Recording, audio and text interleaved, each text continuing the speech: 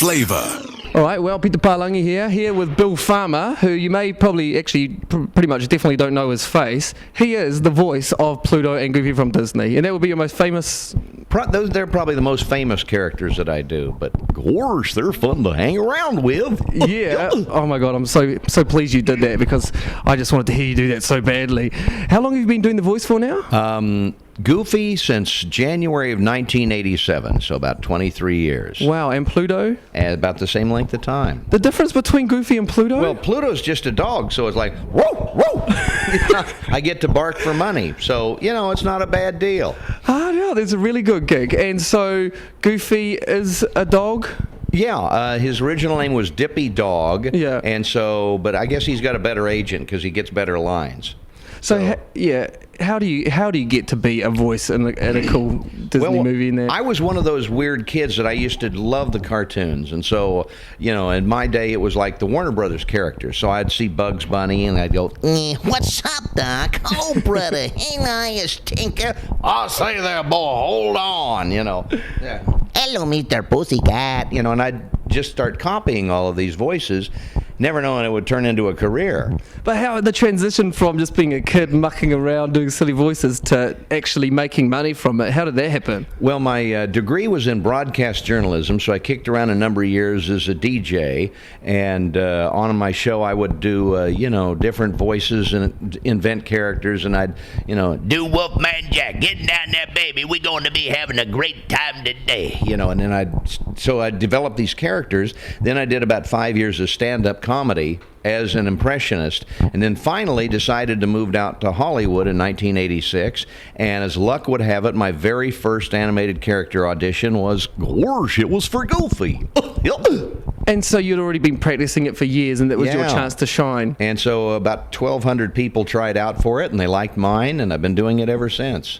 So there is quite a lot of competition for voices? Yeah, there's about 100,000 Screen Actors Guild members in Los Angeles.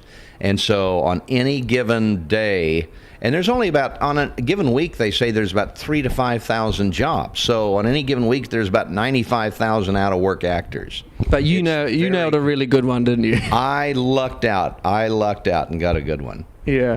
So when you're if you pick a voice, so you said that many people went for the job. Yes. Does some people pick a voice and then they'll train their voice to be able to do that? Goofy was, since he goes back to the 1930s, I had to copy the original voice. So it was doing an impression of that. There's a lot of other characters that I get to invent a voice.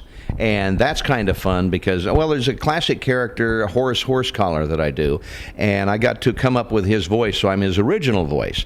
And but he was supposed to be kind of a very snotty kind of character, so he sounded like this. And then we slowed him down, and before long we had a voice. Well, so you get to... I got to invent that one, yeah. And so you do a voice. Obviously it's not something that takes you all week. Is it a full-time job, or do you keep yourself busy with other stuff? I do a lot of other things. My wife and I have a film production company, so we do documentaries. About 80% of the time I'm looking for other work because, the Disney stuff always comes in every week, but that kind of takes care of itself, and I only go in for an hour or two to do the lines.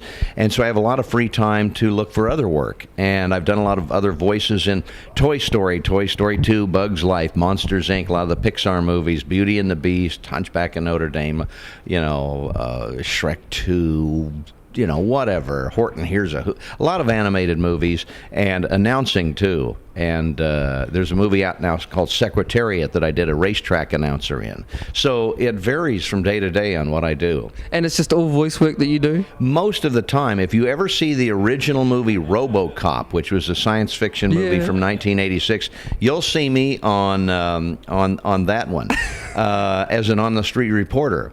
And but I don't do too much on camera. I haven't really pushed that because the animation kind of came to me and I kind of went with it, Being an impressionist for a few years, what was that like? Oh, that was a lot of fun. Stand-up comedy is the best training you can get, but it's also the roughest kind of entertainment because you go into a bar or a club, on a Friday night, and you're supposed to make these people laugh. And if you aren't funny, they let you know real quick. Yeah, so did you have any particular characters that could save you if you ever had a moment like that? Some nights and nothing could save me, but other nights, they always like that. People always like my Mr. Haney voice for some reason. That one always cracked people up. They couldn't relate, eh? They could relate to that one. Now, do you have a backup? What happens if you're really sick and your voice is stuffed? Is there a backup for Goofy? No, I'm the only one, and Disney, unlike other studios, which sometimes have backups, Disney has decided to stay with us, and so they'll wait until we get better. And luckily, over the last 23 years, I've maybe missed 2 or 3 days of work because of illness, so I've been very, very lucky in that regard. Does it pay well? Yeah, it can, because you get residuals. If it depends on what it is. If it's like a movie and then it goes to DVD, you get a little teeny piece of that. Yeah. So I'll go to the mailbox and get a check here. Hey, it's like winning the lotto from time to time. So it's very nice surprise. It's like Christmas. Now, is there any voices that you really want to do but you can't quite get your voice to do? Oh, a lot of them. And there are. I'm trying to think of some right offhand. I would do them for you, but I can't do them. So. Yeah. Well, you could tell me. Any of the Simpsons, I always try and do voices. I'll be driving around on the radio and I'll hear a voice or an announcer, and I'll try and do that voice. Those big movie announcers, they make a lot of money, and I've never been able to crack into that. And it was a world beyond time. You can do it.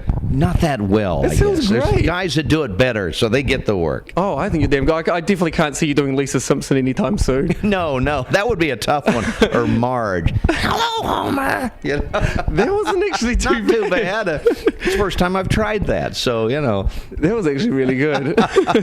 No, I'm really gutted because the other guy that I do at the breakfast show with here, he does 7 of the voices for a cartoon show that's in New Zealand called Brotown. Now I'm going to have to give you a copy of the DVD so you can. I'll work on that. I'll get it to you. I'll talk to the people and I'll get it to you. But we have to get you a copy of it, and it's. I'd love to see that. It was a funny show. I'm really ashamed. I'm really gutted he wasn't here because I wanted to do this Jeff the Māori meets Pluto. Goofy. Sorry, I thought it would have been so good, but that's all good. Is there anything that you can do to learn a voice, or is it just down to the person and being able to mimic? You got to be a pretty good mimic, but no, you can learn it. The best way to do it is to get a little recorder and get one line that the people would say, like if you're doing you always try and do political figures. Like we had President Bush, and so I'd listen to him, and I'd kind of watch him, and he had those pursed little eyes, and then he had that Texas accent. And you go back to the other president, Ronald Reagan. I remember I used to do him, and as a matter of fact, he said a lot, and there you go. So there's also quite a bit of taking on their personas and getting using the right you words got to kind of get into it and feel like that. And, and then we had Bill Clinton who had that Arkansas accent. There's Hillary. Hey, how you doing? So you pretty much study everyone that you see on TV. Oh yeah, it's a lot of fun. It sounds like it. So what are you doing here for Armageddon?